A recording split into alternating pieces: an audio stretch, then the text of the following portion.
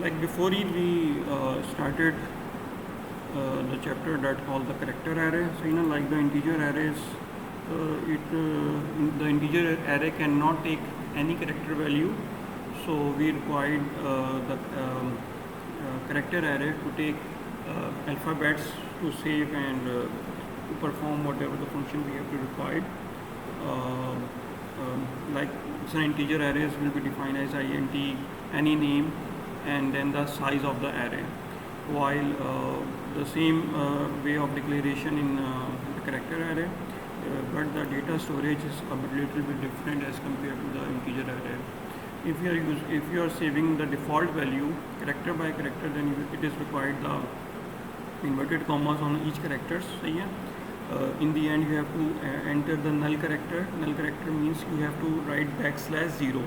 That means the string has been completed. So or you can write the whole word in double inverted commas with a semicolon and no need of curly brackets. So अगर आप सिर्फ इस तरह से define करते हैं, so this is not the way of defining the characters, because in the end compiler doesn't know that this word is completed or not. अच्छा, ये प्रोग्राम था सिंपल सा, जिसमें ये था कि डिफ़ॉल्ट में एक अल्फ़ाबेट्स हम जनरेट कर रहे हैं, सेव भी कर रहे हैं और फिर उसको प्रिंट भी करवा रहे हैं. सही ना. So whenever you are going to save any alphabets in a character array, you always give one extra spacing. सही ना. यानी मीन्स 26 कैरेक्टर्स हैं हमारे, तो 27 हम डिक्लेयर करेंगे यहाँ पे, ताकि एक वैल्यू जो होगी नल कैरेक्टर की होगी. 27 का मतलब यहाँ पे कुछ इस तरह से है कि 0 location is the first location and 25 is the last location for the Z and 26th location is for the null character, like this way. यानी in the end 26 लोकेशन पे हमने null character को ऐड किया. और जब हम print करने जाते हैं तो लोअर अल्फ़ा का नाम था हमारा कैरेक्टर एरे का, तो वो लिखेंगे तो जितना भी स्ट्रिंग कंप्लीट स्ट्रिंग होगा वो स्क्रीन पे प्रिंट हो जाएगा. अगर आप कोई स्पेसिफिक स्ट्रिंग प्रिंट करना चाहते हैं तो then you have to require the square bracket और द लूप. सही ना. इस तरह से लूप रिक्वायर्ड होगा. नेम इनपुट लेने का तरीका मैंने लास्ट लैब में भी बता दिया था. सही ना. कि you can not take the name complete name as input from with cin command, because cin is terminate whenever the space comes or the enter key comes. सही ना. तो जैसी स्पेस आती है, जैसा मिसबाउल हक था, तो जैसे आपने यहाँ पे स्पेस दी तो सिर्फ it accept the word Misbah and it do not recognise ul Haq. सही ना. इसको सेव नहीं करेगा. तो अगर आपने फुल नेम सेव करना है, so you have to required a function that call the get line, and the way of writing the function get line is cin dot get line bracket open variable name and the size in which you are going to save the name. So the maximum whatever the array size has been declared, you always declared less than 1, so that it save the characters. And it doesn't matter कि अगर यहाँ पे size 100 कर दें 200 कर दें तो कोई मसला नहीं है, लेकिन डेफिनेटली एक जनरल ओपिनियन है कि मैक्सिमम 25 to 30 कैरेक्टर्स के अंदर आपका एक नाम आ जाता है. सही ना. सो ज़्यादा डिक्लेयर करने का नुकसान कुछ ये होता है कि इट रिजर्व द मेमोरी. सही ना. मेमोरी रिजर्व कर लेता है, जो कि वेस्ट हो रही होती है. तो एक अप्रॉक्सीमेट वे में आप जो है अपना साइज़ यहाँ पे डिक्लेयर करें कि जितनी आपको उसकी रिक्वायरमेंट है. ठीक है. इस तरह से फिर अगर cin डॉट गेट लाइन करके अगर आप इनपुट लेंगे तो it takes a complete name, and to print the name cout की command is more than enough. We do not need any other command to print the complete name. तो cout का काम है डेटा डिस्प्ले करना, whatever the data that has been in a variable, like the name का variable में जो भी data मौजूद है उसको वो शो अप कर देगा. अच्छा, और फिर वही है कि अगर आपने कोई स्पेसिफिक करेक्टर को पिक करना है, यानी 0 लिखते हैं तो उसका मतलब है कि वो फर्स्ट करेक्टर को पिक करेगा. सही है. और अगर 1 लिखते हैं तो सेकंड करेक्टर, 2 करते हैं third character, and so on. फिर इसमें जो सबसे मोस्ट इंपॉर्टेंट फंक्शन है वो strlen है, that's called the string length. सही ना. ये फंक्शन हमें बहुत ज़्यादा रिक्वायर्ड होगा whenever we need to do some like work in the strings. सही है. कि if you know the actual length of the string, then you can easily convert from one format to another or from one location to another, whatever you want. So we already did this in the lab number 11. सही है. So this string length function is widely used. For using this particular function we required the string header file, string की header file हमें required होगी।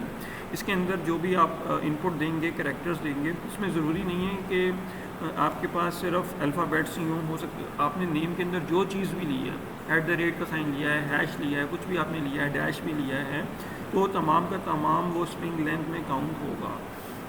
strlen का बस ये बताता है कि टोटल नंबर ऑफ़ जो कैरेक्टर्स हैं आपने वो कितने इनपुट लिए हैं। यहाँ पे ऊपर तो हमने डिफ़ाइन कर दिया सब 50, लेकिन ज़रूरी नहीं है कि आपने जो इनपुट लिया है वो 50 ही कैरेक्टर्स हो, उससे कम हो, 50 से कम ही होंगे, सही ना। ये एक बात है। लाइक सर मैंने 24 यहाँ पे लिखा है, इसका मतलब ये है कि जो हालांकि मैंने ऊपर डिक्लेरेशन 50 की है, लेकिन यहाँ पे 24 साइज़ दिया है, तो इसका मतलब है कि 24 कैरेक्टर्स का नाम मैं इनपुट लूँगा, ठीक है। और तो इसकी जो लेंथ strlen जो कैलकुलेट होगी वो 24 या उससे कम पे ही होगी, और इस तरह से आप टोटल लेंथ जो है वो प्रिंट कर लेंगे। जब लेंथ प्रिंट करने का टाइम आता है तो it prints actual from 1 to 3, यानी सब वसीम WASIM अगर मैं लिखता हूँ तो it give me the 5 not 4, सही ना। Although in the array the first character will be saved on the 0 location, the last character, like if it consists of 5 characters, and the last character will be saved on the 4th location। तो ये mind में रखिएगा कि back and की जो चीज़ है वो different है, जो ये फंक्शन strlen परफॉर्म कर रहा है वो डिफरेंट है।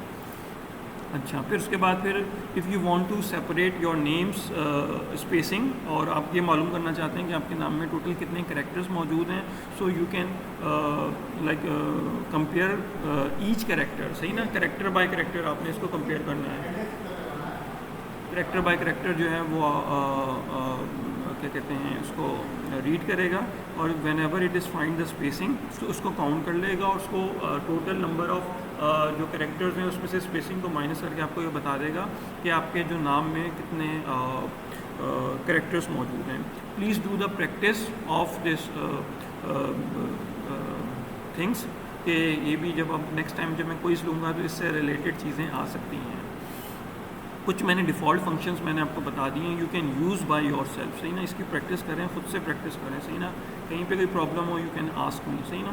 इसकी भी मैं पूरी डिटेल डिफाइन कर चुका हूँ। This is the simplest function that's called is alpha, सही है। Is upper, is lower, is digit, in space, is punctuation, to upper to lower, सही ना। इसमें से 1-2 फंक्शंस को मैंने लैब में करके परफॉर्म करके दिखा दिया है, बाकी आप खुद से कोशिश करेंगे इसको परफॉर्म करें, सही ना। इसमें जो ये इज़ अल्फ़ा, इससे जो भी शुरू हो रहा है ये बेसिकली आपको काउंटिंग बताएगा, काउंट करेंगे, इसमें हम काउंटर लगाएंगे कि आपको ये बता देगा कि इसमें अपर केस कितने हैं, लोअर केस कितने हैं, अल्फ़ाबेट्स कितने हैं, डिजिट्स कितने हैं, स्पेसिंग कितनी है, पंक्चुएशन कितनी है, एंड सो ऑन, सही ना। तो इसको काउंटर के थ्रू आप लोग परफॉर्म करेंगे, ठीक है। तो टू अपर टू लोअर जो है वो अलबत्ता कन्वर्ट करते हैं लेटर्स को, from upper case to lower case to upper case, and so on. कुछ यहाँ पे मैंने लिखा है CC टाइप हेडर फाइल। कुछ पुराने कुछ वर्जन से डेव के ही उसमें ये मसला आ रहा था कि जो स्ट्रिंग की हेडर फाइल है वो सपोर्ट नहीं कर रही थी, सही है ना। तो उसमें एक और हमारे पास हेडर फाइल है CC टाइप, तो इसके अंदर भी कुछ स्ट्रिंग के ये वाले फंक्शंस हैं वो डिफ़ाइन हुए हैं। तो अगर इन केस के अगर आपके पास ये एरर आए कि लेट्स सपोज कि is alpha function is undefined, सही ना, या it is not recognized by some compiler and so on, तो उसमें आप ये करेंगे CC टाइप की हेडर फाइल को इंक्लूड कर लेंगे, तो उससे ये वाला जो प्रॉब्लम आएगा कि अनडिफाइंड फंक्शन या अनडिफाइंड सिंबल का, तो वो ख़त्म हो जाएगा अगर फंक्शन के ऊपर ये प्रॉब्लम आ रही है। अच्छा, अब हम आते हैं टूवर्ड्स के कुछ पूछना है?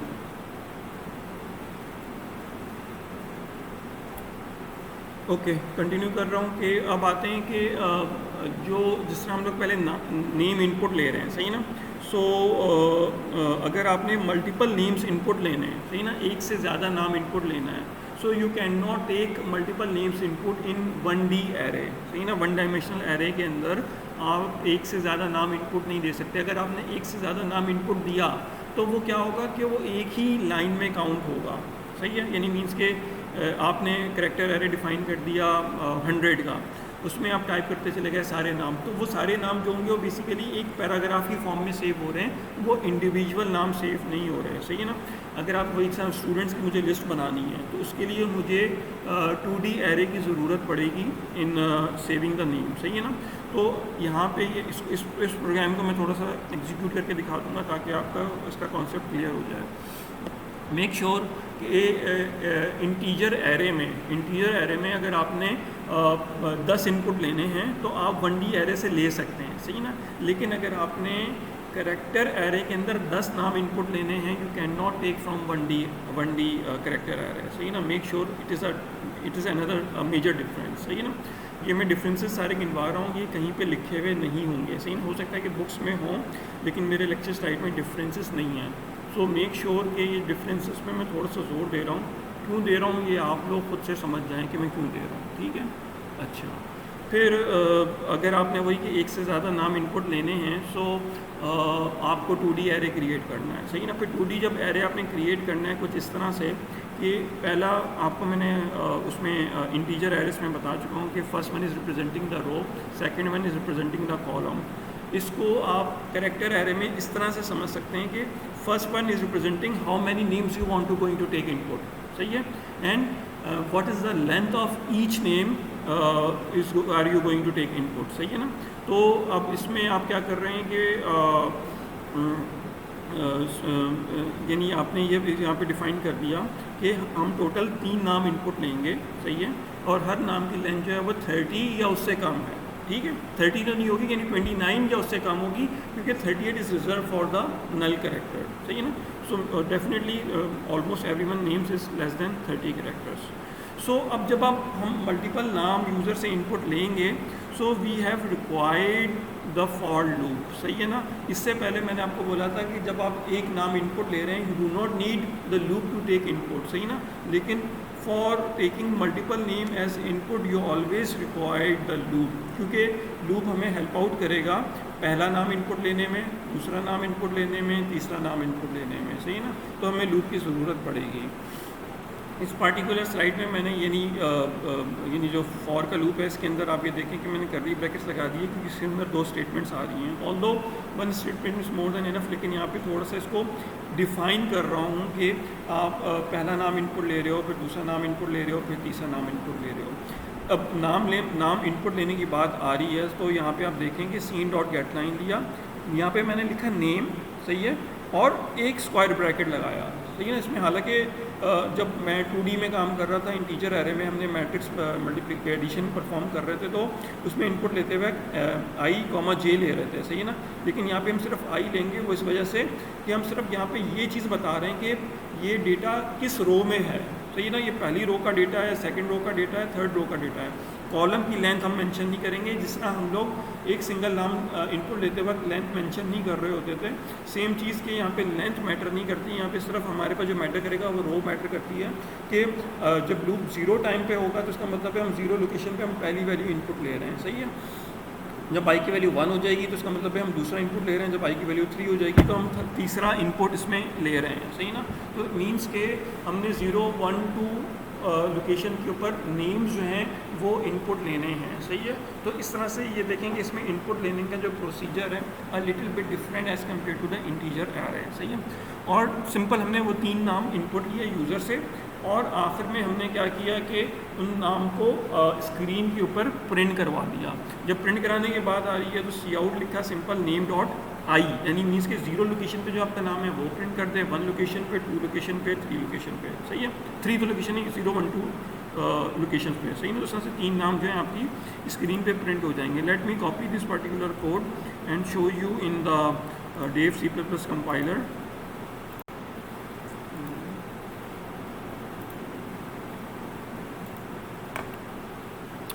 अच्छा, वो टेस्टिंग के अंदर ही लिख लेता हूँ।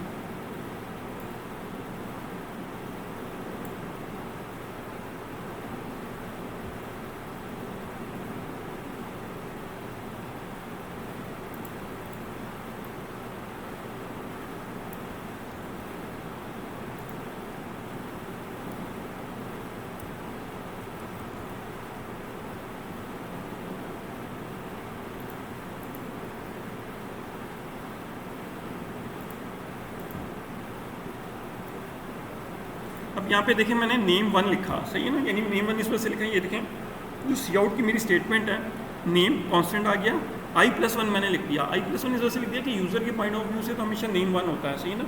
लेकिन कंपाइलर के पॉइंट ऑफ व्यू से जो आई है वो ज़ीरो है, सही ना, यानी एक्चुअली वो ज़ीरो लोकेशन पे सेव हो रहा है, लेकिन हम जो एप्लीकेशन डिज़ाइन करते हैं जनरल पब्लिक के लिहाज से करते हैं, तो हमेशा हम लोग के लिए कभी ये नहीं होता कि 0 नंबर पे स्टूडेंट कौन सा है, फिर 1 पे, फिर 2 पे, फिर 3 पे, always we are starting from 1। So उसको सिंपल एक पब्लिकली शो करने के लिए कि नेम 1 में इनपुट ले रहा हूँ, सही ना। Let's suppose I am going to write the Ali Khan, ये मैंने एक नाम इनपुट लिया। उसके बाद मैंने मुझसे पूछा दूसरा नाम इनपुट कर दें, तो सना करके अहमद, ये नाम मैंने इनपुट दे दिया। ये सिंपल मैंने अपना नाम इनपुट ले लिया। ये 3 नाम इसने, यानी मीन्स के जो लूप लगाने का मकसद है मेरा, वो सिर्फ ये बताने का मकसद है कि मैंने 0 लोकेशन पे ये अली ख़ान का नाम लिया, सेकंड लोकेशन पे मैंने जब आई की वैल्यू 1 हो गई तो ये सना अहमद का नाम आएगा, फिर आई की वैल्यू जब 2 हो जाएगी तो फिर ये वसीम मुनीर से मेरा नाम आ जाएगा। और सिंपल जैसे ही मैंने एंटर किया तो वो 3 नाम उसी सीक्वेंस में मेरे पास स्क्रीन पे प्रिंट हो गए। अगर मैं ये आउटपुट का लूप उल्टा चला दूंगा तो उसमें फिर मेरा नाम पहले प्रिंट हो जाएगा, सना खान सेकंड नंबर पे रहेगा, अली खान लास्ट नंबर पे चला जाएगा, सही है। तो इस तरह से हम लोग इसकी अरेंजमेंट को सेट कर सकते हैं, सही है। इसमें कोई क्यूरी, कोई क्वेश्चन, ये चीज़ समझ में आई?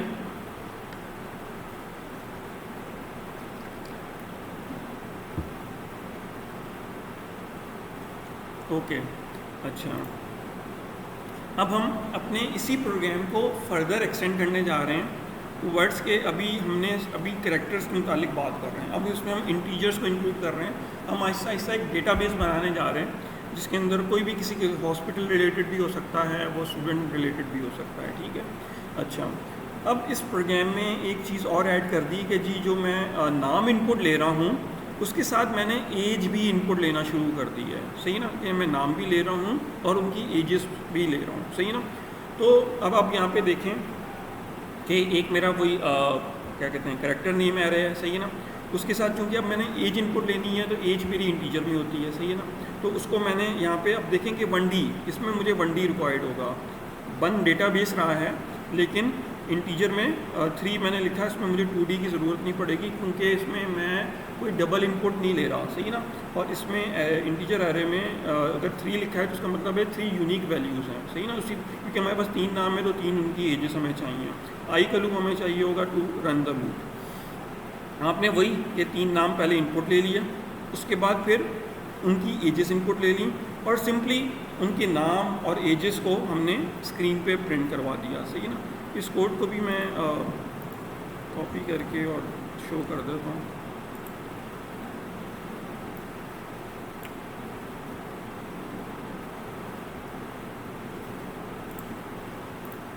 कोशिश करिएगा आप ना खुद टाइप करके इसको लिखें डेव कंपाइलर में ना, क्योंकि जैसे बात है मेरे पास अभी टाइम इतना नहीं है कि मैं आपको टाइप कर करके दिखाऊं। तो क्योंकि आप टाइप करेंगे ना उसमें होगा आपके साथ मिस्टेक्स होंगी, सही ना। जब एरर्स आएंगे ना तो जब आप उन एरर्स को रिमूव करेंगे तो उससे आपका ना कॉन्सेप्ट जो है वो सही क्लियर होगा, सही है ना। इस तरह जैसे कॉपी पेस्ट करके जब आप काम करते हैं ना तो उसमें कॉन्सेप्ट जो होता है थोड़ा सा क्लियर नहीं हो पाता। ये देखिए ये स्मार्ट कोड्स हैं, ये स्मार्ट कोड्स जो हैं यहाँ पे वर्क नहीं करते तो यहाँ पे नॉर्मल कोड्स लगेंगे।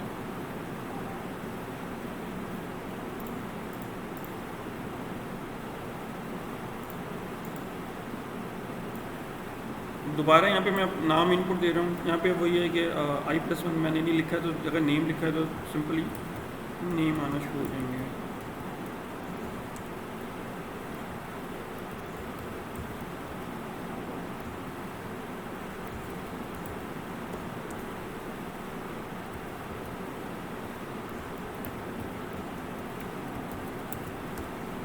इस तरह से ये मैंने 3 नाम इनपुट ले लिए है, सही है ना।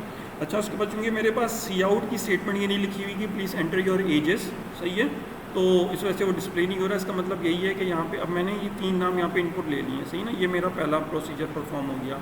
सेकंड में मैं एजेस ले रहा हूँ इनपुट, तो लेट्स सी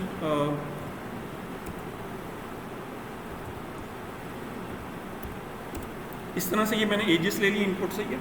तो अब ये देखें कि अकॉर्डिंग टू जो आउटपुट है cout name of i, name of i का मतलब ये हो गया कि 0 लोकेशन पे लाइक मेरा नाम सेफ था तो वो उसने प्रिंट कर दिया, सही ना। फिर एक स्पेसिंग आ गई, ये स्पेस बार आ गया। उसके बाद सी आउट एज ऑफ 0 यानी मीन्स के नेम ऑफ ज़ीरो और एज ऑफ ज़ीरो, तो इसका मतलब है ज़ीरो लोकेशन का जो डेटा है वो उसने मुझे एक लाइन में शो कर दिया। फिर इसी तरह जो वन लाइन के अंदर डेटा है वो मेरे पास एक लाइन में शो हो गया, फिर सेकंड लाइन का जो डेटा है वो एक लाइन में शो हो गया। तो समझ लें ये मेरे पास एक रोज़ एंड कॉलम की फॉर्म में नाम जो वो है वो शो कर रहा है, सही है ना। जिस तरह एक्सेल शीट के अंदर हमारे पास कॉलम्स होते हैं, तो ये वही चीज़ काम परफॉर्म हो रहा है कि उसने मुझे ज़ीरो लोकेशन पे एज जो सेव हुई हुई है, ज़ीरो लोकेशन पे ये जो डेटा सेव हुआ हुआ है उसको शो कर दिया, ठीक है। इस तरह से यानी मीन्स कि हमने नेम और एज लिख लिया। यानी इसी तरह से हम लोग मल्टीपल इन्फॉर्मेशन यूज़र से इनपुट लेंगे, इसमें आहिस्ता आहिस्ता ऐड होता चला जाएगा इन्फॉर्मेशन का सिलसिला। अच्छा, फिर एक और चीज़ के इसमें जिस तरह अभी मैंने जो इन्फॉर्मेशन इनपुट ली है कि उसमें पहले मैंने 3 नाम इनपुट लिए और फिर एज इनपुट ली। यूजुअली आमतौर पे जब हम कोई डेटा इनपुट लेते हैं, लेट सपोज एक पेशेंट का डेटा या एक स्टूडेंट का डेटा इनपुट लेते हैं, तो पहले उस कंप्लीट डेटा को हम लोग इंटर करते हैं रिगार्डिंग कि उसका नाम क्या है, उसकी एज क्या है, फादर नेम क्या है, डिजीज़ क्या है एंड सो ऑन। तो एक पेशेंट को लेके हम लोग चल रहे होते हैं, सही ना। तो अगर मैं एक उस सेंस में लेके चलूँ, सही है ना, तो उसमें क्या होगा कि मैंने लूप लगाया, सही है, उसके अंदर मैंने नेम यूज़र से इनपुट लिया कि नेम मुझे इनपुट दे दो, सही है, नेम इनपुट ले लिया, उसके बाद मैंने बोला उसकी एज इनपुट दे दो, सही है। तो लेट्स सी के इस प्रोग्राम को मैं रन करता हूँ कि इस प्रोग्राम को रन करने के बाद आप एक देखिए कि कोई माइनर सा ना एक प्रॉब्लम आएगी। इसी वजह से यहाँ पे टॉप पे मैंने एरर लिखा हुआ है।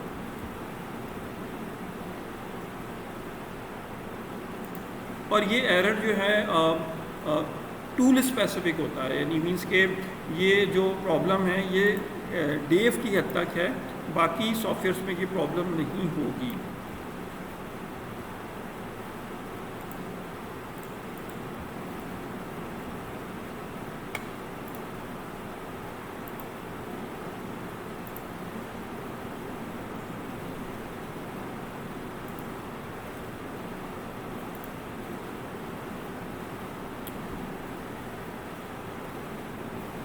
बाज़ार सही है, ठीक है। अच्छा,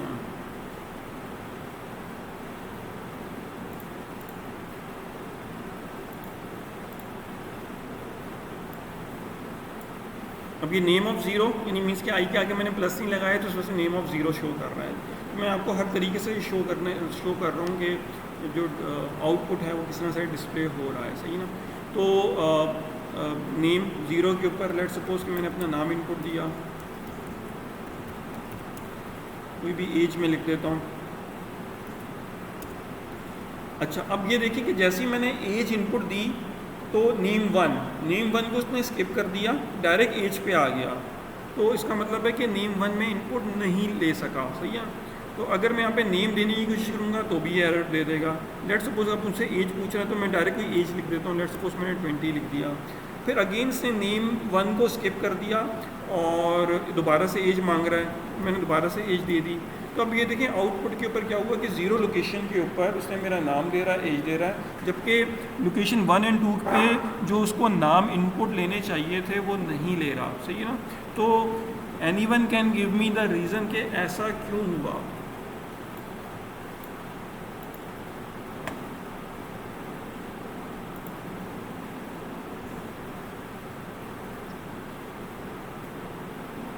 क्वेश्चन मैं ये कर रहा हूँ कि ये जो मैंने अभी आउटपुट बंद कर दिया ना, यानी मीन्स के जो मैं ये अभी मैं दोबारा से शो कर देता हूँ, उनसे बंद हो गया कि लेट सपोज कि मैंने कोई नाम इनपुट दिया, सही है ना। अब आप ये मैं ये कह रहा हूँ, मेरा क्वेश्चन ये है कि नेम वन तो उसने इस पार्टिकुलर कोड में नेम वन तो इनपुट आ गया, लेकिन उसने दोबारा से नेम इनपुट मुझसे नहीं ले रहा। इस कोड को देखें कि ये लूप चल रहा है, i is equal to 0, i less than 3, i plus plus. तो उसको ज़ीरो लोकेशन पे नाम एक इनपुट ले लिया, ज़ीरो लोकेशन पे एज इनपुट ले ली। फिर जब इसमें इंक्रीमेंट हुआ, आई की वैल्यू 1 हुई तो 1 लोकेशन पे उसने नाम इनपुट नहीं लिया, इसको स्किप कर दिया। So this is my question.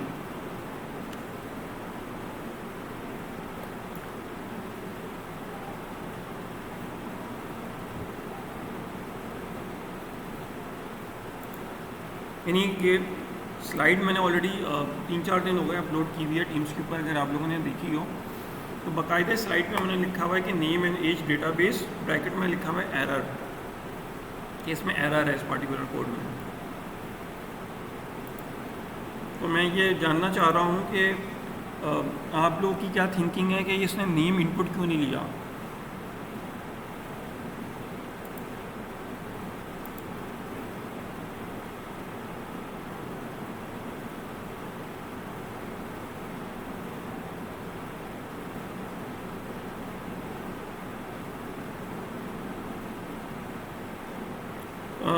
जो डेफिनेटली कि जो एज है, age is the integer type, तो वो सीन के थ्रू ही होगी। जो भी इंटीजर वैल्यूज़, ऐसी इंटीजर वैल्यूज़ जिसमें स्पेसिंग नहीं है, स्पेस नहीं है, तो आप उसको सीन के थ्रू ही लेंगे इनपुट।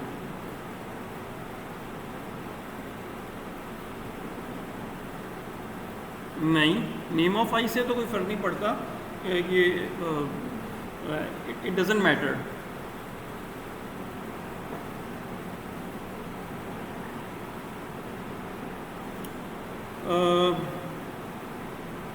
कोई आंसर देगा?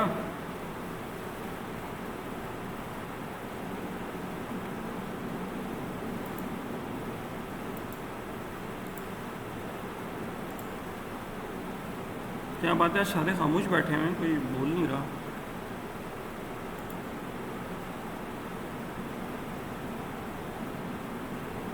जाग रहे हैं, सो रहे हैं?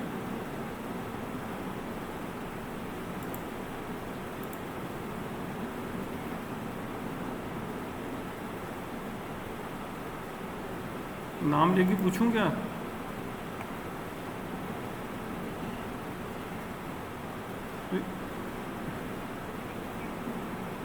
अच्छा चलें, आप बताएं मैमूना कि आप क्या समझती हैं कि ये एरर क्यों आ रहा है, यानी मीन्स के जो ये जो हमारा आउटपुट या इनपुट जो हम लोग ले रहे हैं, इसमें क्या मसला क्या हो सकता है?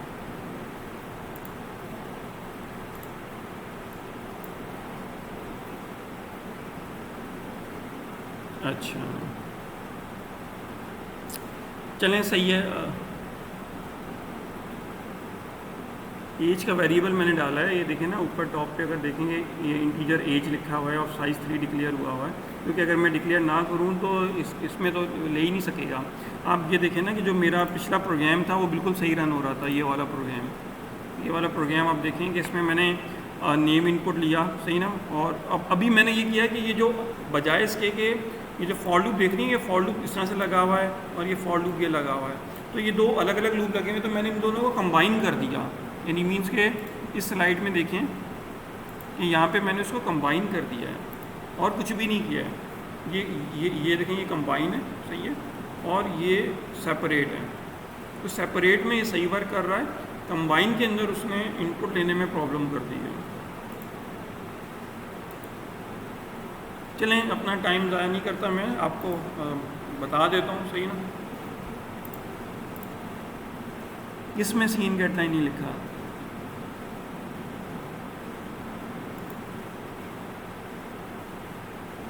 देखें एज, देखें आप देखें पिछला प्रोग्राम देखें ना कि इस इनपुट जो है मैंने एज का सी इन कमांड से ही लिया है, सी इन डॉट गेटलाइन से नहीं लिया। सी इन डॉट गेटलाइन वब यूज़ होगा जब आप स्पेसिंग के साथ डेटा इनपुट लेंगी। बात समझ में आ रही है कि सी इन गेटलाइन का मतलब ये है कि वो पूरी लाइन को उस वक्त तक रीड करे जब तक एंटर की ना आ जाए। और यूजुअली हम सी इन डॉट गेटलाइन का फंक्शन जो है वो आमतौर पे कैरेक्टर एरे के साथ इस्तेमाल करते हैं, सही है। और अगर हमने इंटीजर वैल्यूज़ में काम करना है तो हमारे लिए सी in is more than enough है।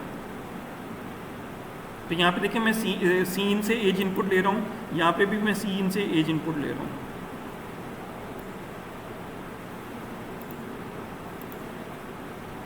चले, anyway I think it's difficult for you to think about it at that particular moment, लेकिन इसमें जो ये एरर है वो कुछ इस वजह से आ रहा है कि आपने ये वाली बॉडीज़ में इम्पॉर्टेंट है कि आपने एक ही बॉडी में एक ही लूप के अंदर डेटा इनपुट ले रहे हैं, सही है। तो इसका एरर इस वजह से आ रहा है ये वाला कि इसके आपने क्या किया कि एक ही सीक्वेंस के अंदर जो आप इनपुट ले रहे हैं ना, तो दोनों के इनपुट लेने के तरीके डिफरेंट हैं। यानी means cin dot get line जो है वो उस वक्त तक रीड करता चला जाता है जब तक उसको लाइन एंड नहीं हो जाती, सही है। इंटीजर इनपुट जो है आपने सिंपल जैसे ही बैक कोई स्पेस आ गया सी इन की कमांड में तो डेटा इनपुट लेना स्टॉप हो जाता है।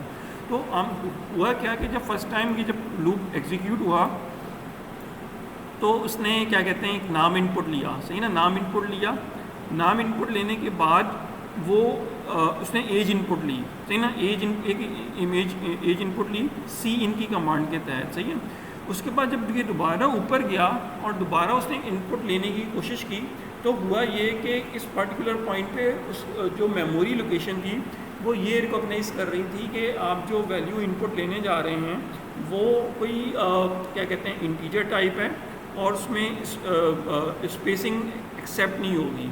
तो वो चीज़ यहाँ पे कॉन्फ्लिक्ट कर गई, यानी फर्स्ट टाइम ये सही रन हुआ, ये रन हुआ, लेकिन जब दोबारा इस पर्टिकुलर पॉइंट पे गया ना तो कॉन्फ्लिक्ट आ गया। तो इससे ये आइडिया हुआ कि जब आप एक लूप के अंदर एक सीक्वेंस में वैल्यूज़ इनपुट लेंगे तो या तो यहाँ पे भी सी इन के थ्रू ही इनपुट लें या फिर यहाँ पे एज लिखा हुआ है ये भी सी इन डॉट गेट लाइन के थ्रू इनपुट लें, क्योंकि मैं जब सी इन डॉट गेट लाइन के थ्रू यहाँ पे इनपुट लेंगे तो ये एरर ख़त्म हो जाएगा। ठीक है, आप इसको चेक करके देखिएगा, ये मैं आप पे छोड़ता हूँ। लेकिन हाँ आपने हाँ आपका जो आंसर था काफ़ी हद तक करेक्ट था, लेकिन आपने मुझे ना उसका वो नहीं बताया था कि ऐसा क्यों हो रहा है। इन जो मैंने अभी बताया ना कि एक सी इन की कमांड है और सी इन के गेट लाइन की कमांड जो है वो कॉन्फ्लिक्ट कर रही हैं। तो असल तो उसका करेक्ट आंसर ये है कि ये आपस में कॉन्फ्लिक्ट कर जाती हैं इनपुट लेना एक ही सीक्वेंस में। ठीक है, तो ये इसका करेक्ट आंसर है और इसको अगर करेक्ट करना है तो सी इन डॉट गेट लाइन के थ्रू एज को इनपुट लिया जा सकता है, सही है। लेकिन बेहतर ये होगा, यानी मीन्स के इसका जो अगला प्रोग्राम है तो उसको मैं एग्जीक्यूट करके नहीं दिखाऊंगा, उसको आप खुद ही खुद परफॉर्म करके उसको चेक कर लीजिएगा। कोई मुझसे कोई क्वेश्चन हो तो पूछ लीजिएगा बाद में। कि सिंपल आप क्या करें कि एक हमारे पास एक और फंक्शन है, उसका नाम होता है सी इन डॉट इग्नोर, सही है। सी इन डॉट इग्नोर का एक फंक्शन है, वो क्या करता है कि अगर आपने डिफरेंट तरीक़ों से इनपुट लिए हैं ना तो उसके बाद फिर आखिर में ना वो क्या करता है इनपुट लेने का जो बफर होता है ना उसको क्लियर कर देता है। क्लियर से मुराद के अब आप दोबारा से जब इनपुट लेंगे तो वो ऐसे इनपुट लेगा जैसे आप फर्स्ट टाइम इनपुट ले रहे हो, सही ना। तो this is a function that is you can just add in your particular code cin dot ignore, सही है। तो सी इन डॉट इग्नोर का काम ये होता है कि जो इनपुट लेने का जो ये प्रोसीजर है, चाहे वो सी इन गेट लाइन हो चाहे वो सी इन नॉर्मल हो, वो उसको ना क्लियर कर देता है मेमोरी को। तो अब आप नेक्स्ट टाइम जब लूप दोबारा यानी अगली पॉइंट पे जब मूव होगा तो वो इनपुट लेगा नए सिरे से, सही है। यानी इस जो मैं उसमें मैं रन करके दिखाई देता हूँ, सिर्फ एक लाइन इसमें ऐड करनी है। कोड आपका यही है, सही है। आपने क्या करना है, सी इन डॉट इग्नोर के फंक्शन को ऐड करना है, सिंपल। सिर्फ एक लाइन यहाँ पे ऐड करने से अब होगा कि आपका जो इनपुट लेने का प्रोसीजर है ना वो सही हो जाएगा।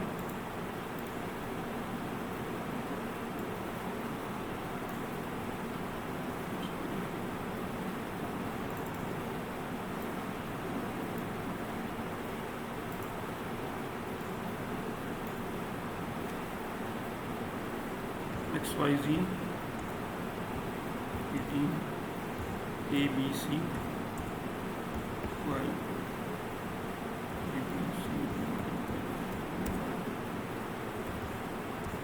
ये देखें, यानी मीन्स कि अब ये वही प्रोग्राम जिसमें पहले सेकंड नेम लेते वक्त प्रॉब्लम आ रही थी तो वो चीज़ रिजॉल्व हो गई, सही है। अब इजीली आप जितना भी डेटा है वो सारा का सारा इनपुट दे सकते हैं। सो सी इन डॉट गेट लाइन को मैंने यहाँ पे अवॉइड किया एज लेते वक्त, क्योंकि मैं ये चाह रहा हूँ कि हम मुख्तलिफ डेटा टाइप्स को अपने प्रोग्राम में यूज़ करें, सही है ना। अब ये आहिस्ता आहिस्ता ये प्रोग्राम ना कॉम्प्रीहेंसिव होता चला जाएगा और जो हमारी लैब है वो काफ़ी डिटेल लैब होगी, जो लैब नंबर 12 है, सही है ना। तो उसके अंदर एक छोटा सा डेटा बेस है जिसके अंदर मुख्तलिफ डेटा टाइप्स को हमने यूज़ करना है। तो जब भी आप डिफरेंट डेटा टाइप्स को यूज़ करेंगे ना तो आपने ये करना है कि सबसे आखिर में सी इन डॉट इग्नोर का फंक्शन यूज़ कर लें, सही ना, ताकि जब नेक्स्ट टाइम वो एरे की सेकंड लोकेशन पे डेटा इनपुट ले तो उसकी मेमोरी इनपुट लेने वाली वो क्लियर हो, सही ना, बफर क्लियर हो, वो इसमें कंफ्यूज ना हो कि जो इनपुट आ रहा है वो गेट लाइन का आ रहा है या सी इन का आ रहा है। तो ये बात समझ में आई आप लोगों को?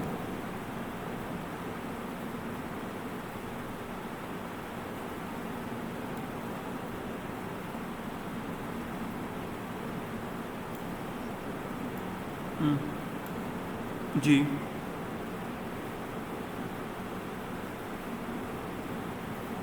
हम्म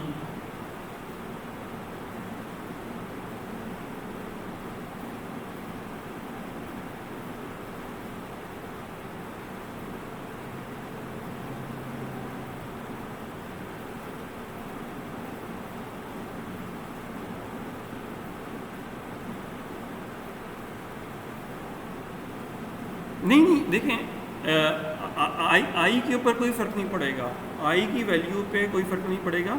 ये सी इन डॉट इग्नोर का जो फंक्शन है ना, ये जो सी जो इनपुट लेने की जो ये जो कमांड्स है ना, इनको रिफ़्रेश कर देता है। अब देखेंगे जो एरे है, यानी मींस के कंप्यूटर के पॉइंट ऑफ व्यू से अगर लेट मी मैं थोड़ा सा ड्रॉ कर देता हूँ कि हमारी जो मेमोरी होती है कुछ इस तरह से होती है कि control C control V, sorry,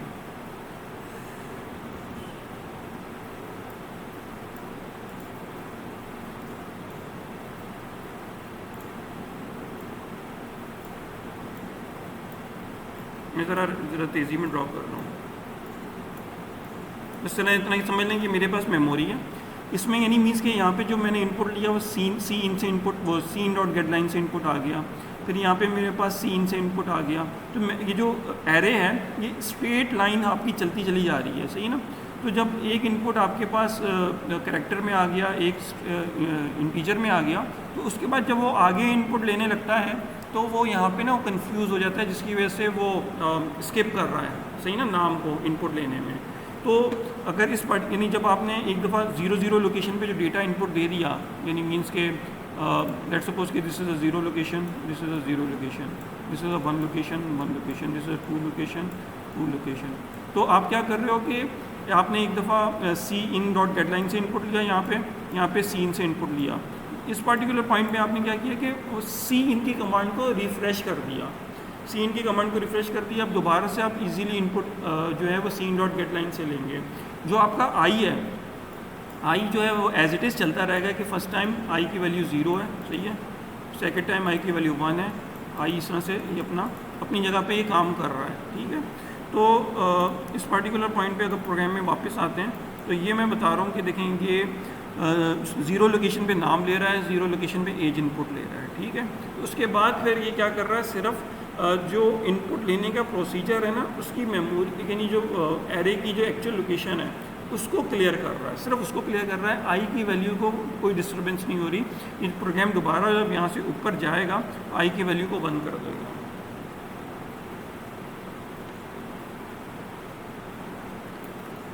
ये काम और जरूर करिएगा। सी इन डॉट इग्नोर को इसको कॉपी करें और गूगल पे जाएं, पेस्ट करके इसको एक दफ़ा रीड कर लें। यहाँ पे आपको ना इसकी डिटेल डेफिनेशन भी पता चल जाएगी, सही ना। तो उससे आपको ये आंसर ये लिखा हुआ है, देखें इसकी एग्जांपल लिखी हुई है। Cin dot ignore function is use which to ignore or clear 1 or more character from the input buffer, सही ना। बफर का मैंने थोड़ा सा अगर आपको आइडिया नहीं दिया तो बस समझ लें कि कंप्यूटर सिस्टम में जब आप कोई भी डेटा यानी मिस ए मैंने प्रेस किया वो आपकी स्क्रीन पे शो हो गया, इन बिटवीन जो डेटा जो ट्रैवल कर रहा होता है और जहाँ पे कहीं स्टक हो रहा होता है, डेट्स कॉल्ड द बफर, ठीक है। यानी सम टाइम के आपका कंप्यूटर बड़ा स्लो ऑपरेट कर रहा होता है, तो वो कोई मेमोरी के अंदर बफर आ जाता है, जिसकी वजह से वो डेटा जो होता है वो आपका बहुत ही स्लोली शो कर रहा होता है, सही ना। तो वो चीज़ उस चीज़ को क्लियर कर रहा है, यानी जो इनपुट की कमांड है उसको ये क्लियर, इनपुट बफर को क्लियर कर रहा है ताकि नेक्स्ट टाइम जब इनपुट आए तो वो तेज़ी से उसको एक्सेप्ट कर ले, सही ना। बाकी फर्दर डिटेल आपको ईजीली इसको रीड आउट करेंगे तो आपको और पता चल जाएगा। C++ से रिलेटेड बेतहाशा मटेरियल इंटरनेट पे मौजूद है, कहीं पे भी कोई किसी भी चीज़ पे आप स्टक हो आप इजीली इंटरनेट पे इसको सर्च आउट कर सकते हैं। Any other Curie?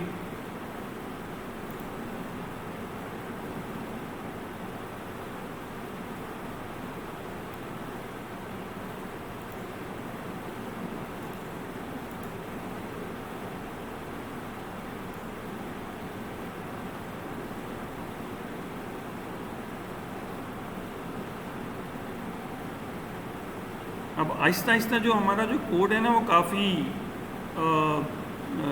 लेंदी भी होता जाएगा और ज़रा डिफ़िकल्ट भी होता जाएगा, सही है ना। सो काइंडली कंसंट्रेट ज़रूर करें आप सारे, सही है ना, क्योंकि this is much more important in the final assessment, यानी मीन्स के फाइनल असेसमेंट में ये चीज़ें आएंगी, सही ना।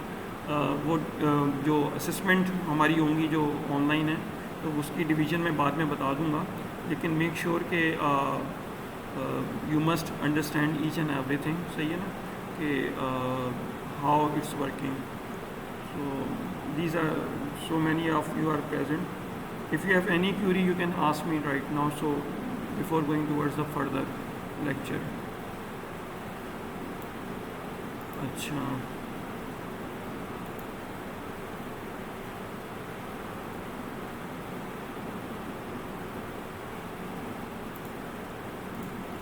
अच्छा लैब प्रोजेक्ट का सुन लें। इसकी मैं अनाउंसमेंट कर रहा हूँ कि जैसे मैंने आपको बताया था कि आज मैं करूँगा लेक्चर जो है लैब प्रोजेक्ट का, जो 5 मार्क्स का प्रोजेक्ट है उसके अगेंस्ट वाइवा भी है। एक स्मॉल प्रोजेक्ट बनाना है, सही है ना, और उसकी जो डेडलाइन है वो 15 जुलाई है, सही ना। 15 जुलाई तक ये आपका प्रोजेक्ट जो है वो कंप्लीट हो जाना चाहिए। उस प्रोजेक्ट में सिर्फ शर्त कुछ ये है कि आपने यूज़र डिफाइंड फंक्शन क्रिएट करना है, यानी खुद से आपने कोई फंक्शन क्रिएट करना है, ठीक है। उसमें स्ट्रिंग्स और एरेज का इस्तेमाल होना चाहिए, यानी जिस तरह भी मैंने आपको ये दिखाया है ना, कुछ समाव इसी से रिलेटेड, सही है। और प्रेफरेंस आपने ये करनी है कोई बायोमेडिकल रिलेटेड एप्लीकेशन हो, यानी सो कॉल्ड एक छोटा सा पेशेंट रिकॉर्ड सिस्टम हो। जब आप लैब नंबर 12 परफॉर्म करेंगे ना तो उसके बाद आपको इसका काफ़ी अच्छा आइडिया क्लियर हो जाएगा कि आप किस किस्म का प्रोजेक्ट बना सकते हैं। मैक्सिमम 2 स्टूडेंट्स का ग्रुप हो सकता है, यानी 2 स्टूडेंट्स मिलके प्रोजेक्ट बनाएंगे। फिर वही है कि जब प्रोजेक्ट बन जाएंगे तो फिर वही ऑनलाइन ही उसकी असेसमेंट वगैरह होगी और वाइवा वगैरह मैं कंडक्ट करूँगा, ठीक है।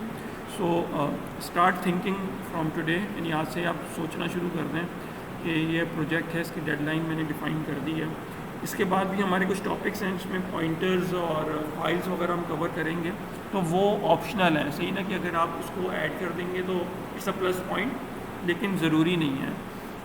So these are the things that has been must exist in your particular project, सही है ना। और इसकी एक छोटी सी ना एक फ़ाइल भी आप बनाएंगे जो कि आप अपने जो लैब फाइल है ना उसी के आखिर में ऐड कर दीजिएगा, सही ना। 15 लैब्स कंप्लीट हो जाएंगी, उसके बाद लैब प्रोजेक्ट की फ़ाइल होगी। उसका फॉर्मेट क्या होगा उसको फिर मैं बाद में डिस्कस कर लूँगा, लेकिन बस आज सिर्फ इतना बताना था कि एक आपने लैब प्रोजेक्ट बनाना है, सही ना।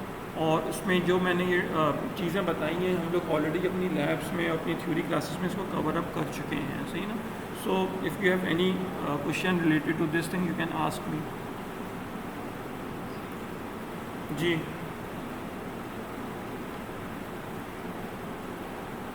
Definitely it's a graded one. जो मैंने आपको इसके जो मार्क्स हैं वो यहाँ पे मेंशन है आपके लेक्चर ब्रेकडाउन में।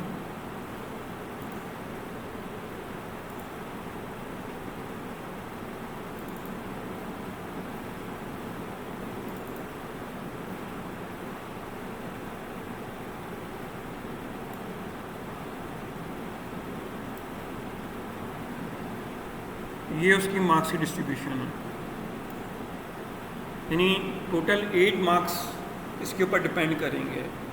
यानी जो आप प्रोजेक्ट बनाएंगे उसके 5 मार्क्स हैं, और जो आप प्रोजेक्ट का वाइवा देंगे तो उसके 3 मार्क्स हैं। सो मिलके ये 8 मार्क्स हो जाएंगे, लेकिन it's a part of this marks, यानी मीन्स के ये लैब के अंदर काउंट होंगे, यानी टोटल 20 मार्क्स जो आपके लैब के हैं उसमें से 8 मार्क्स जो हैं वो आपके इस प्रोजेक्ट के हैं। So make sure it's like huge marks, यानी 8 मार्क की वेटेज होगी।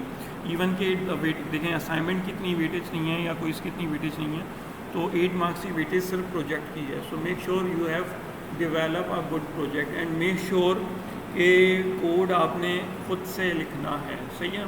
इंटरनेट पे बेतहाशा C++ के कोड अवेलेबल हैं, सही है।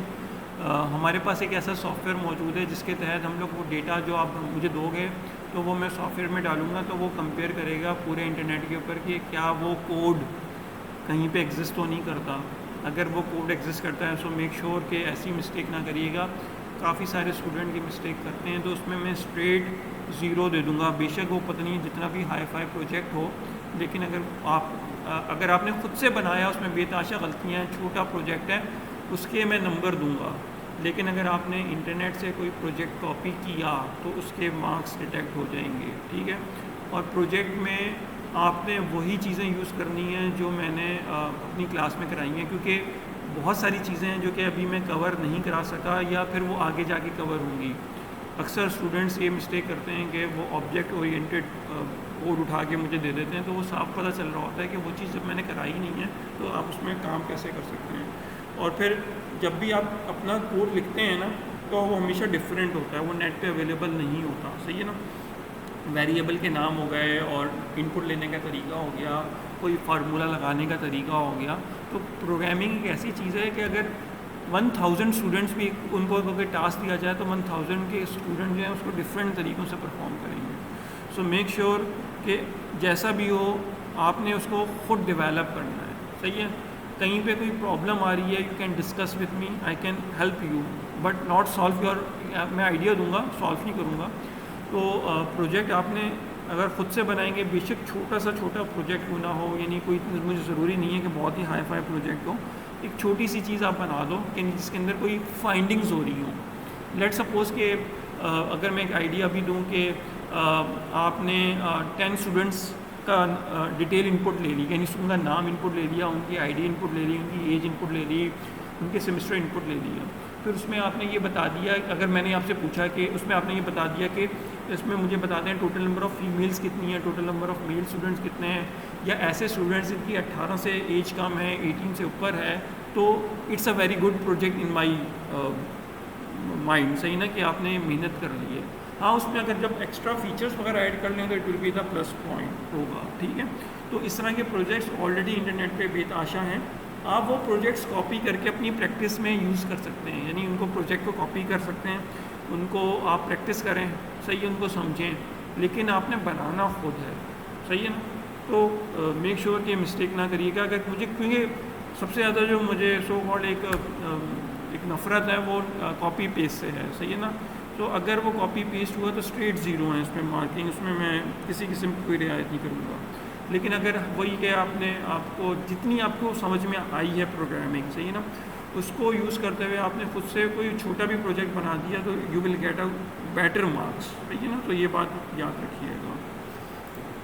और कोई क्वेश्चन अगर आप पूछना चाहें इससे रिलेटेड।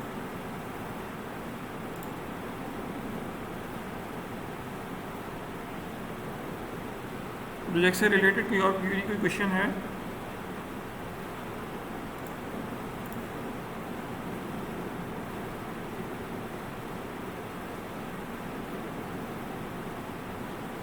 ओके, अगर कोई क्वेश्चन नहीं है तो फिर हम आगे चलते हैं, ठीक है।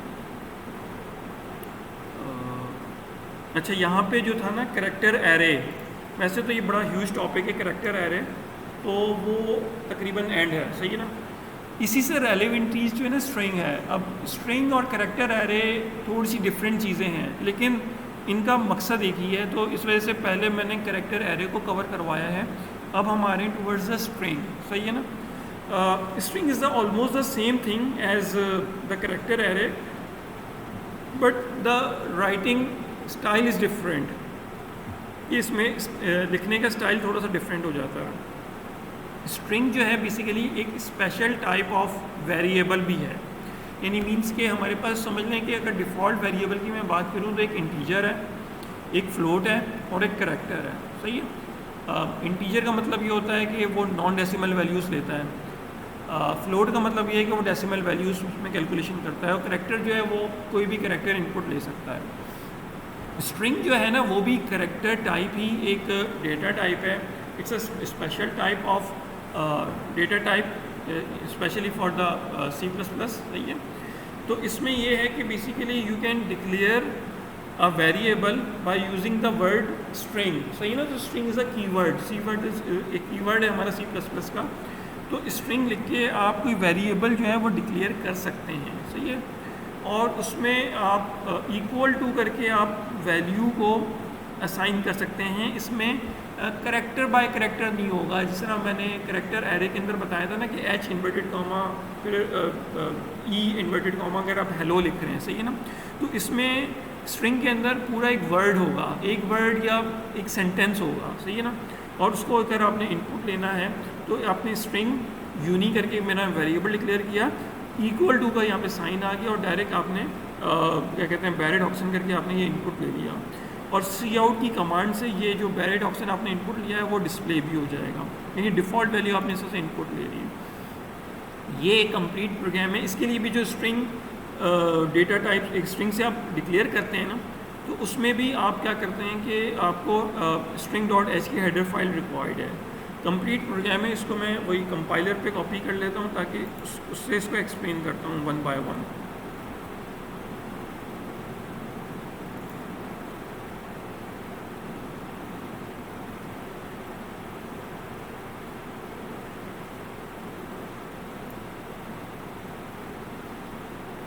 कहीं पे भी कोई चीज़ ना समझ में आए मुझसे पूछ लें, ताकि साथ के साथ अगर प्रॉब्लम रिजॉल्व होती रहेंगी तो it will be good. Okay, अच्छा एक प्रोग्राम है, उसमें अभी सिर्फ ये मैं स्ट्रिंग को समझा रहा हूँ, और ये जो स्ट्रिंग की जो चीज़ें हैं ना वो कैरेक्टर एरे से डिफरेंट हैं, सही है।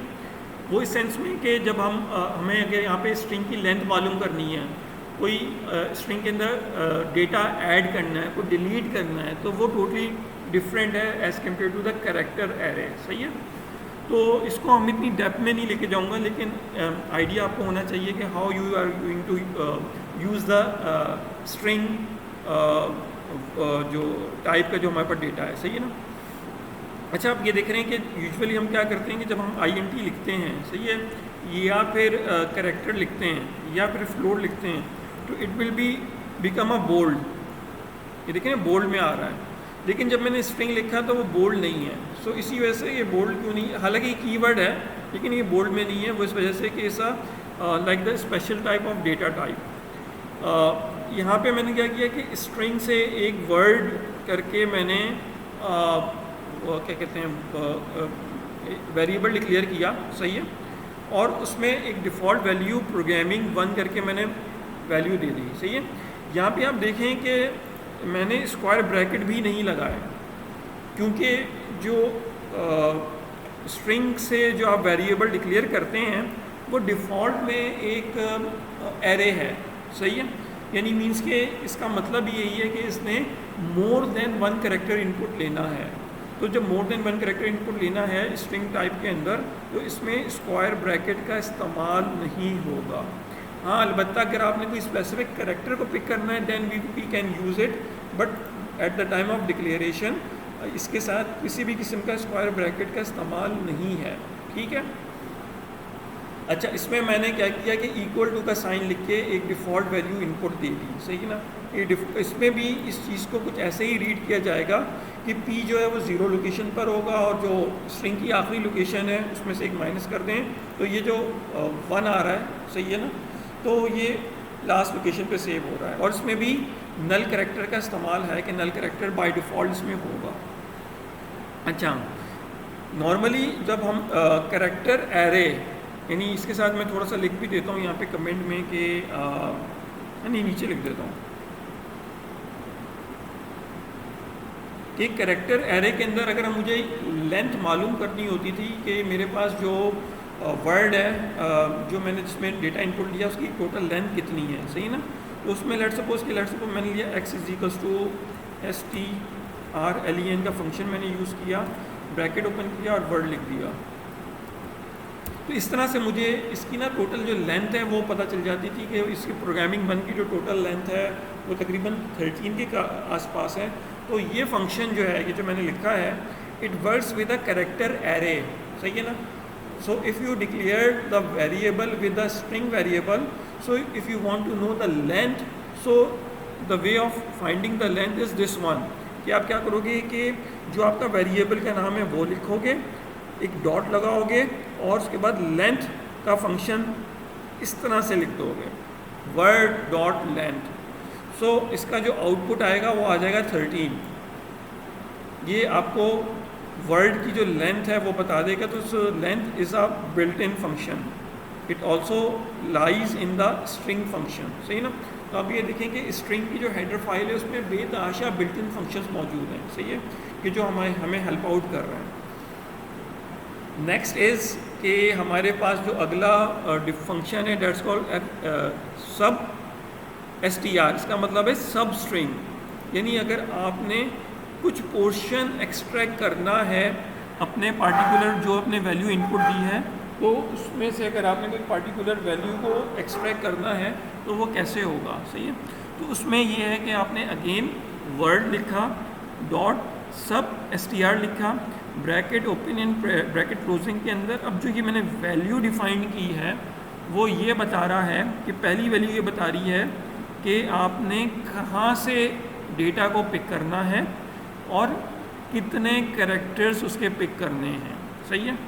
अगर यहाँ पे 5 लिखा हुआ है तो 5 का मतलब ये होगा कि starting from the location 5th। अब 5th लोकेशन से क्या मुराद है कि ये जो P है ये 0 लोकेशन पर है, ये R1 लोकेशन है, ये 2 लोकेशन है, ये 3 लोकेशन है, ये 4 लोकेशन है और ये 5th लोकेशन है। यानी मीन्स के A जो है वो 5th लोकेशन पे एग्जिस्ट करता है, सही है।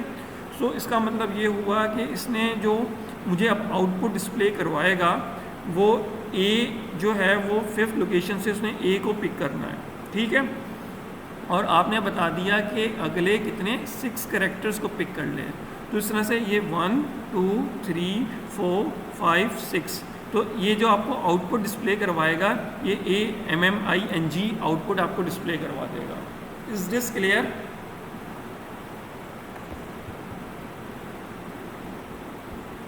ओके। उसके बाद फिर मैं ज़रा तेज़ी से जाऊंगा क्योंकि इसमें सिर्फ बिल्ट इन फंक्शंस ही हैं जिनको मुझे आपको एक्सप्लेन करना है और उसको आपको पता होना चाहिए। उसके बाद फिर एक फंक्शन है that's called the append. Append का मतलब ये होता है कि add the information into the end whatever the string, यानी ये स्ट्रिंग कॉन्कॉर्डिनेशन का काम कर रहा है, सही ना। जो करेक्टर एरे के अंदर strcat का फंक्शन हमने यूज़ किया था, याद करें str, ये तमाम फंक्शन आपको याद होने चाहिए, सही है ना। मैं आपको बार बार बता रहा हूँ कि जितने भी मैंने बिल्ट इन फंक्शन जो इन लेक्चर्स में कराए हैं वो याद होने चाहिए। अगर आपने करेक्टर एरे करके डिक्लेयर किया तो लेट सपोज कि A, B इस तरह से हम लोग डिक्लेयर करते हैं, यानी कि हमारे पास जो भी डेटा सेकंड एरे का है उसको आप फर्स्ट एरे के साथ ऐड कर दो, सही है ना। तो ये करेक्टर एरे के अंदर हम लोगों ने इस तरह से किया था। लेकिन जो स्ट्रिंग का वेरिएबल है उसमें आप क्या करोगे कि अपेंड का फंक्शन यूज़ करोगे।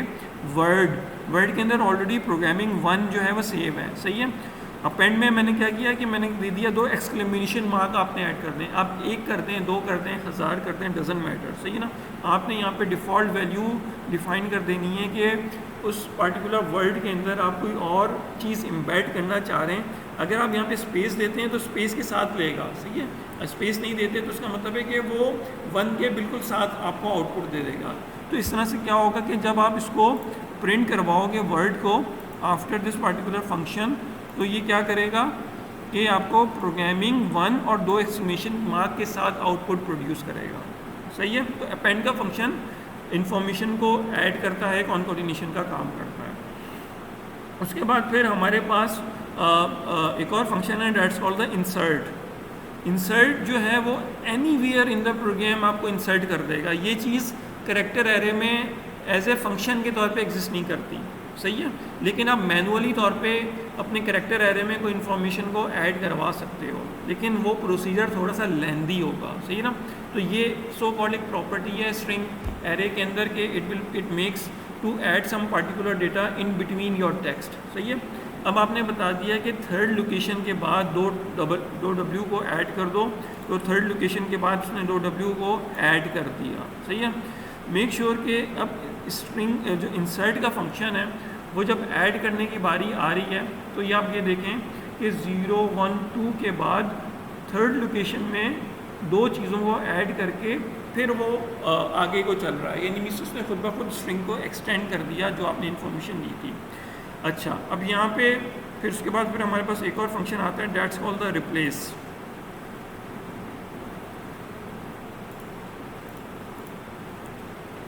रिप्लेस के अंदर हमारे पास 3 पैरामीटर्स आ रहे हैं, सही ना, 3 पैरामीटर्स आ रहे हैं। उसमें पहला पैरामीटर ये बता रहा है कि आपने लोकेशन बतानी है फर्स्ट के किस लोकेशन पे आपने डेटा को रिप्लेस करवाना है। आपने बता दिया third location is a W, सही है। और उसके बाद आपने बता दिया कि उसमें कितने कैरेक्टर्स को रिप्लेस करना है, सही है ना। कितने कैरेक्टर्स को हमने कह दिया, 2 कैरेक्टर्स को रिप्लेस करना है, जो यानी W और एक और W। उसको किस चीज़ से रिप्लेस करना है उस चीज़ को, यानी मीन्स के दो, अगर आपने उनको रिमूव करना है ना तो आप 2 कॉलम एक साथ लगा दें, ठीक है ना। इसमें कोई स्पेसिंग नहीं है इन कॉलम में, आप देखें there will be no any spacing in the 2 columns if you give the space. So क्या करेगा कि यहाँ पे 2 स्पेसेस प्रिंट हो जाएंगी, लेकिन हम चाह रहे हैं कि 2W जो हमने ऐड किए थे उनको ख़त्म कर दें, सही है। तो इसमें अगर आपने ख़त्म करना है किसी कैरेक्टर को तो आप इस तरह से कर देंगे तो it will be remove it, और 0 और O और G जो है वो आपस में दोबारा करीब हो जाएंगे।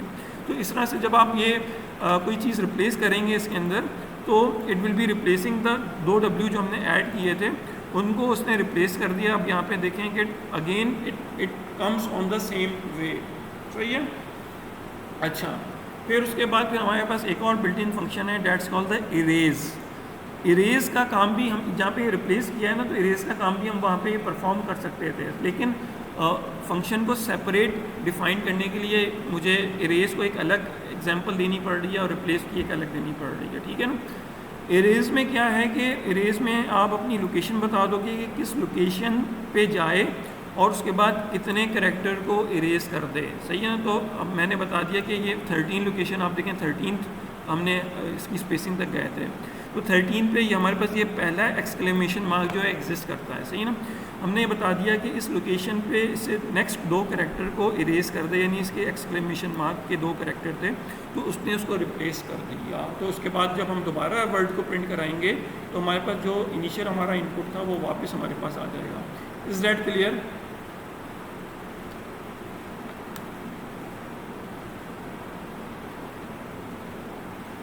सो मेक श्योर के अभी नेक्स्ट वीक में मेरा कोई क्विज़ नहीं है, उससे अगले वीक में मैं क्विज़ लूँगा, उसमें ये चीज़ें कवर अप होंगी।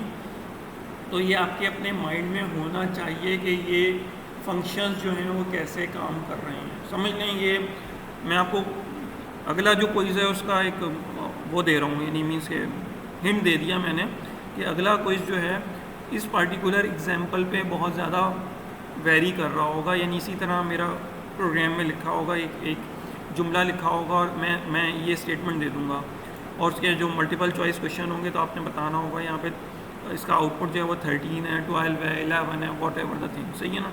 तो इस पार्टिकुलर एग्जाम्पल की आप ज़रूर प्रैक्टिस कर लें, सही है। और आज जो क्लास में नहीं है तो जी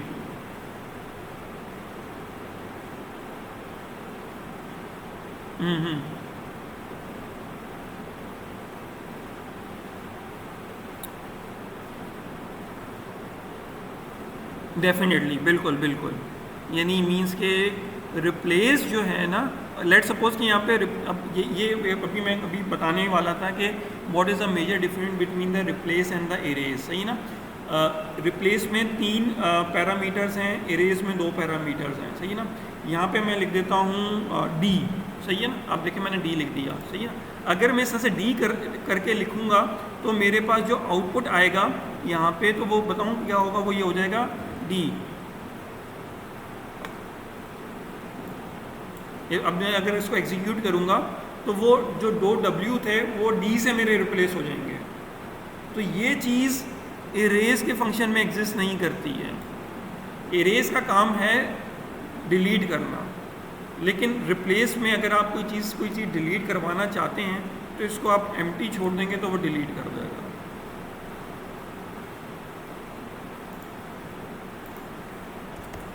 आगे तो इस खासकर इस पार्टिकुलर जो कोड है इसकी आपने प्रैक्टिस ज़रूर करनी है। इसको मैं रन करके भी दिखा देता हूँ, डायरेक्ट आउटपुट शो कर देगा, क्योंकि मैंने अभी इसमें इनपुट नहीं लिया। अच्छा, इसमें इनपुट लेने का भी तरीका डिफरेंट है, वो आगे जाके मैं बता दूंगा उसको। तो ये आउटपुट आ रहा है जो कि मैं ऑलरेडी आपको शो कर चुका हूँ।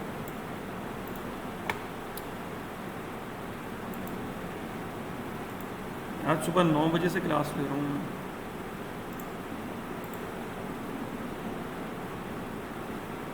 तुम लोग तो सुन रहे हो ना, मैं तो बोल रहा हूँ और गर्मी के अंदर बैठ के बोल रहा हूँ। पानी मेरे साथ मैंने पूरा तकरीबन 1 लीटर पानी पी लिया। अच्छा, एनीवे, एक और प्रोग्राम है सी के अंदर ही, उसके अंदर मज़ीद कुछ फंक्शंस हैं, सही है ना। इसको मैं कॉपी पेस्ट करके नहीं दिखा रहा, इसमें फर्दर कुछ और इसमें बिल्ट इन फंक्शंस हैं जो मैंने शो कर रहा हूँ। लेंथ आप लोगों ने ऑलरेडी देख चुके हैं, सही है। अच्छा, इसमें अब अगर आपने पार्टिकुलर पॉइंट पे कोई कैरेक्टर को पिक करना है, जिस तरह हम लोग उसका कर रहे थे ना, word square bracket of zero करके, तो वो चीज़ यहाँ पर ऐड करके एक फंक्शन है, सही ना। चलिए मैं इसको भी थोड़ा सा कॉपी कर ही लेता हूँ ताकि उसमें ज़्यादा सही शो हो जाएगा।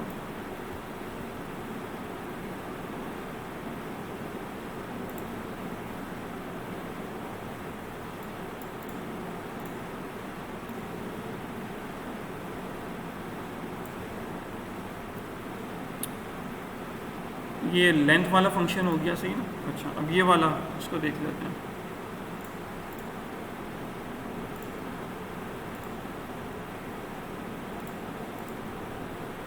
अगर आपने कोई भी पार्टिकुलर पॉइंट पे कोई कैरेक्टर को पिक करना है तो वर्ड डॉट AT करेंगे, AT लिख के और वो लोकेशन दे देंगे, सही ना, कि उस लोकेशन पे जो डेटा है वो आपको शो कर दे, सही ना। वही ये 0 1 2 3, तो 3 का मतलब जो है वो इस लोकेशन को आइडेंटिफाई कर रहा है, सही ना। जब भी लोकेशन आइडेंटिफाई होगी वो 0 से ही चलेगी, सही है ना, ये याद रखिएगा। सब स्ट्रिंग वाला मैंने आपको बता दिया, पेंड बता दिया, वर्ड ये तो आउटपुट है। इंसर्ट शायद नहीं बताया था, सही ना। जिस तरह रिप्लेस, इंसर्ट भी शायद बता दिया ना, हाँ हो गया इंसर्ट भी। और इसमें कौन सा, फाइंड, हाँ फाइंड आ गया। अच्छा,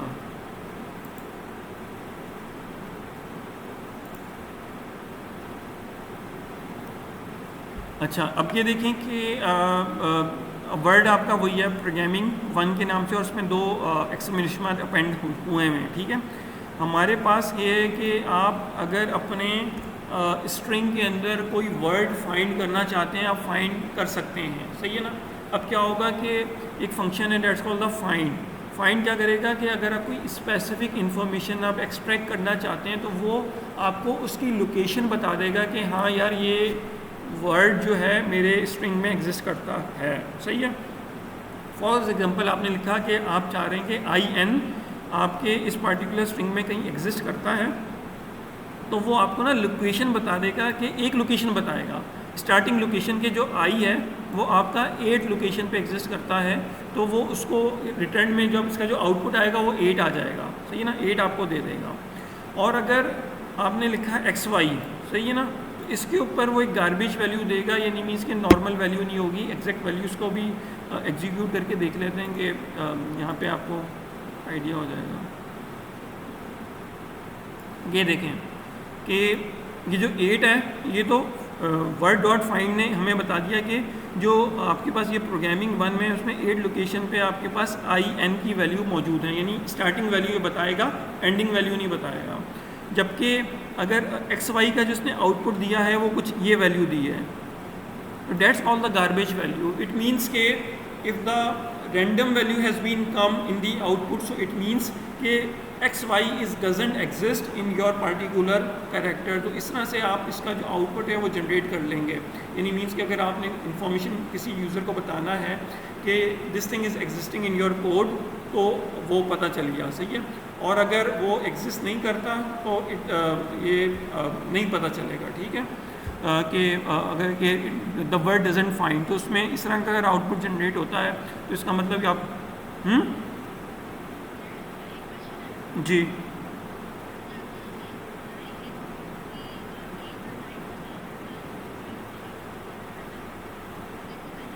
उसमें फिर ये हो जाएगा कि आपको ना इंडिविजुअल लेना पड़ जाएगा। यानी मीन्स के इस तरह से लिखेंगे आप, आई लिखेंगे और दूसरी लाइन में आपको एन लिखना पड़ेगा।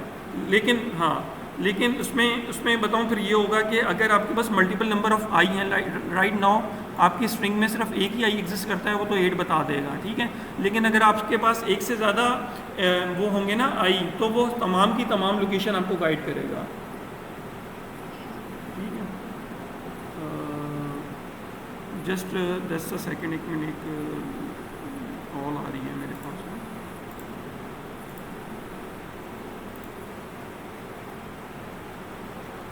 हेलो जी, वालेकुम। कॉल वो लेक्चर ले रहा हूँ जी, बोले। आप यूनिवर्सिटी में हैं आज? अच्छा, मैं अभी यूनिवर्सिटी में हूँ, लेक्चर ले रहा हूँ। चलिए मैं कॉल बैक कर लेता हूँ। ये आपका ही नंबर है, दूसरा नंबर है कोई? अच्छा, तो नाम नहीं आ रहा। चलिए सही है, मैं कॉल बैक करता हूँ आपको थोड़ी देर में। कितने बजे? मेरी 1 से 4 है ना, मैं 12:30 बजे फ्री हो जाऊँगा, बल्कि उससे पहले हो सकता है फ्री हो जाऊँ, तो मैं कॉल बैक करता हूँ, ठीक है। ओके।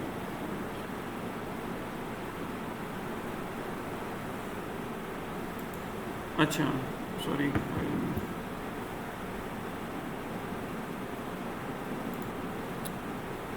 तो यानी इस तरह से ये वर्ड जो है फाइंड हो रहा है। जी जी बोलें।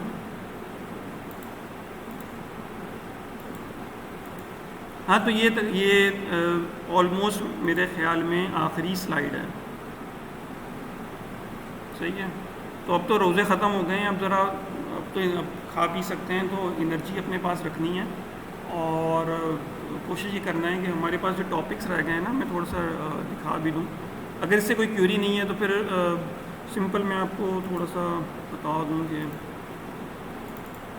हमारे पास जो अब अगला जो टॉपिक है वो है पॉइंटर, स्ट्रक्चर एंड फाइल। ये 3 हमारे पास टॉपिक हैं। तो इंशाल्लाह कोशिश करना ही है कि ये तीनों टॉपिक जो है ना हम लोग जून के अंदर एंड कर दें, और उसके बाद ना जितनी ज़्यादा हमसे प्रैक्टिस हो सके हम प्रैक्टिस कर लें, ताकि जो असेसमेंट जो आपके एग्ज़ाम होने हैं ना, तो उसकी आपकी इतनी अच्छी तैयारी हो जाए कि you can give me the quite good answer, सही है। थैंक यू कि अब वो मुझे आपके असाइनमेंट जो हैं काफ़ी हद तक टीम्स में मिल चुके हैं, सही ना। तो अब असाइनमेंट नंबर 4 में देख लेता हूँ। अभी मैं बना रहा था उसको, मेरा कंप्लीट नहीं हुआ असाइनमेंट। उसको मैं शेयर कराऊँगा इंशाल्लाह आज या कल तक, आज ही करा दूँगा बल्कि ना, आज शाम में।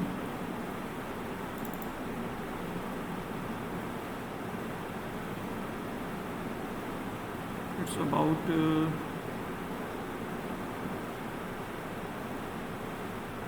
सही है। ये मैं थोड़ा सा भी बना रहा हूँ, उसको मुझे फर्दर अपडेट करना है।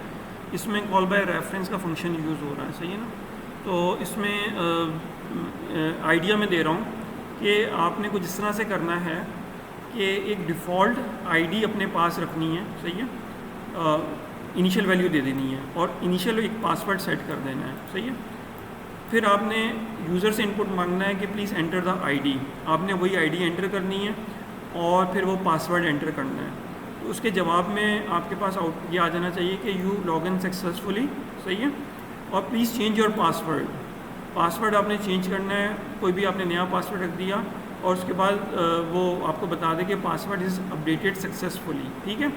और ये प्रोग्राम ना कंटिन्यूटेड है कि अब दोबारा आपसे वो पूछे कि प्लीज़ एंटर द आईडी, आपने दोबारा से आईडी आपकी चेंज नहीं होगी, तो ये पासवर्ड आपका चेंज हो गया। तो अब आपने नया पासवर्ड एंटर करना है, उससे लॉगिन करना है, सही है। लॉगिन हो जाएगा उसके बाद फिर आपसे वो दोबारा ये पूछेगा कि please password change the password, आपने पासवर्ड चेंज कर देना है, ठीक है, पासवर्ड चेंज हो गया। उसके बाद फिर आपने दोबारा लॉगिन करना है कि प्लीज़ एंटर द पासवर्ड, आपने एंटर किया और आपने क्या किया, अपना पुराना पासवर्ड एंटर किया तो आपको ये बता दे कि आपने जो पासवर्ड एंटर किया वो गलत एंटर किया और प्रोग्राम स्टॉप हो जाएगा। सिमिलरली कि आपने जब प्रोग्राम को क्या कहते हैं, एक आपने यहाँ पे दोबारा से प्रोग्राम स्टार्ट हुआ और आपने यहाँ पे आईडी गलत दे दी, पासवर्ड सही दे दिया, तो आपने बता देना है कि आईडी और पासवर्ड जो है वो इनकरेक्ट है, सही है ना, और क्या कहते हैं आप उस पर प्रोग्राम स्टॉप हो जाएगा। या फिर आपने वही पासवर्ड सही, वो आईडी सही दी, पासवर्ड गलत दिया, आप ये बता दें। तो इस तरह से ये प्रोग्राम है छोटा सा जो कि आपने बनाना है, सही ना, यानी create a call by reference function program that takes users ID as in integer and password in integer as input. If default ID and password is wrong, then show the message that incorrect user ID and password. Otherwise, you successfully log in and change the passwords. When the password has been changed, log in again with the same ID and new password. It must be log in successfully until or unless के अगर आप गलत password या ID नहीं देते, सही है ना। तो इसके अंदर आपने यहाँ पे कंप्लीट, मैंने हिंट भी यहाँ पे दे दिया है कि जो आप रेफरेंस फंक्शन बनाएंगे उसमें आईडी एंड पासवर्ड होगा, तो ये यानी मीन्स के और ये पासवर्ड जो है वो मेन फंक्शन में भी अपडेट हो जाएगा, सही ना, यानी यूज़र से जो इन्फॉर्मेशन आप ले रहे हैं वो सारी मेन फंक्शन में ले रहे हैं, और जो पासवर्ड चेंज हो रहा है ये रेफरेंस फंक्शन के अंदर हो रहा है, ठीक है। इसको भी मैं शेयर करा दूंगा टीम्स के ऊपर और आपने टीम्स से ही इसको सॉल्व आउट करना है। इसमें मैंने ठीक ठाक हिंट दे दिया है, सही है ना, तो इसको सॉल्व करने में आपको प्रॉब्लम नहीं होगी। इसको थोड़ा सा मुझे अपडेट करके मैं आप लोगों को ये शेयर करा दूँगा। अच्छा, अटेंड जी,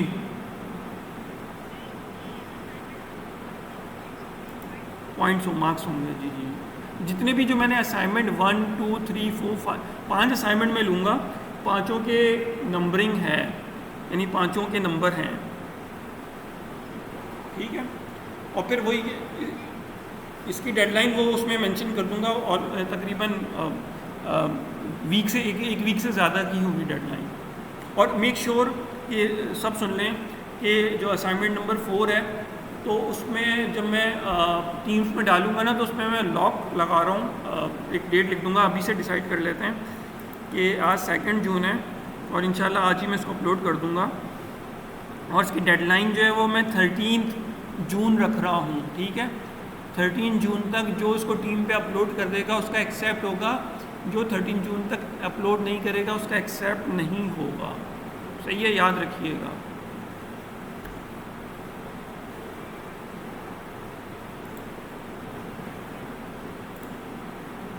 ओके, सो कोई नया मैसेज तो नहीं। Topic for the next quiz is, मैं आपको बता दूंगा, इसमें जो टॉपिक होगा ना आपका एरेज और स्ट्रिंग्स है, लेकिन अभी नेक्स्ट वीक मंडे को क्विज नहीं है, उससे नेक्स्ट मंडे को होगा, यानी मींस के अभी अब जो हमारी नेक्स्ट लैब है वो 8 को है ना, 8 को क्विज नहीं है, 15 को होगा, सही ना, 15 जून को क्विज होगा। तो आपके पास ठीक ठाक टाइम है कि आप एरे की और स्ट्रिंग की प्रैक्टिस कर लें, ठीक है। अच्छा, आज मैंने फॉर्म क्रिएट नहीं किया तो इस वजह से मैं अटेंडेंस जो है वो इसी को देखते हुए मार्क करूँगा जो प्रेजेंट हैं।